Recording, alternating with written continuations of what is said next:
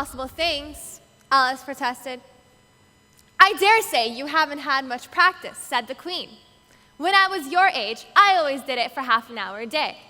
Why, sometimes I believed as many as 6 impossible things before breakfast." Similar to Alice, an abundance of educators would protest with the timeless excuse of "it's impossible," when faced with the reality that traditional methods integrated into our educational system needs to come to a stop. We need to break through boundaries thought impossible to alter to make a difference worth noticing. What is standardized testing? The dictionary definition of the term would be a test which is scored and administered in a predetermined manner. Notice the vocabulary used here: standard, predetermined. Is this what we really need our current generation to grow into to fulfill the needs of a fast-paced, undetermined future of tomorrow? I think not. Cookie-cutter uniformity cannot be the answer to our ever-complicating, multidimensional world. We thirst to color outside the lines, to think outside the box. After all, it is an ever-growing world.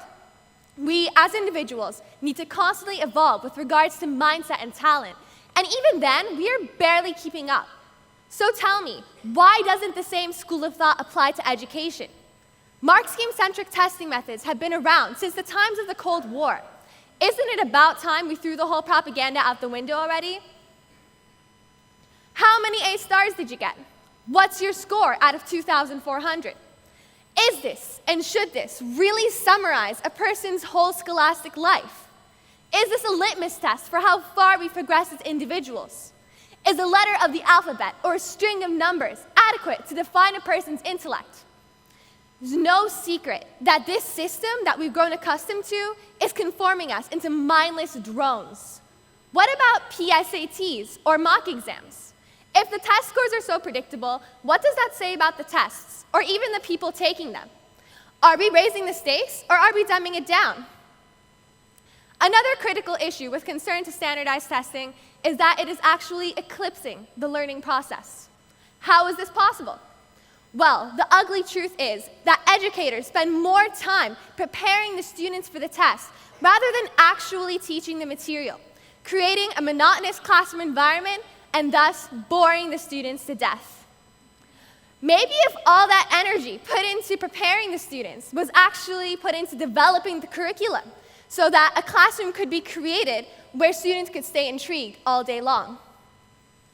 In ancient Greece, Socrates used to test his students through means of conversation. Answers were not rated as right or wrong, but rather they just led to more dialogue. Many intellectual elites, such as Plato in the 4th or 5th century BC, were more concerned with finding the path to higher knowledge rather than formulating a correct response. For them, accuracy was just a skill needed for shopkeeping. So tell me, how did we get from that mindset to an educational system predominantly shaped by graphed, validated, and calibrated testing? Why did testing experts shift their focus to measuring knowledge rather than innate intellect?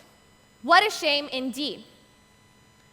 Critics would beg to differ, stating that standardized testing is the only fair and objective way, not to mention the most effective, cheap, and fast way to rank students. Wrong, wrong, and wrong again. Standardized testing is providing the same conditions to all students with no regard to their current location, financial status, or education system. Fantastic, right? No. This would be ideal if all human beings were ideal. Alas, we are all painfully different, each more complex and disturbed than the next. So I must bring to your attention that lower income and urban schools do tend to get less satisfying results when it comes to these tests. How fair are they now? Who do you think can afford better test prep material?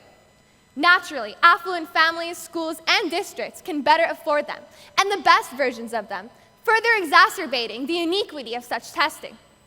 Furthermore, I must bring to your attention that there was a recent study that shows that the ratio of girls to boys passing these exams is distinguishably high. How fair are these tests now? The most powerful assessment is closely and organically linked to the classroom, not something the teacher should have to purchase. We are currently testing students based on book-based knowledge, rather than asking them questions about critical thinking, cultures, and even some current event questions, seeing how there's an exclusive test made each year. So basically, I'm saying a student could be very book smart and have passed their MCATs, but does that mean they have what it takes to save a life? Do these tests question how well we work under critical situations, or if we will do well in our jobs at all, for that matter? Universities should be looking at what each applicant has to offer to society, and not whether they're up to par with what an examination board thinks is important for them to know. So, non-standardized assessments provide results which are not directly comparable to another candidate's results.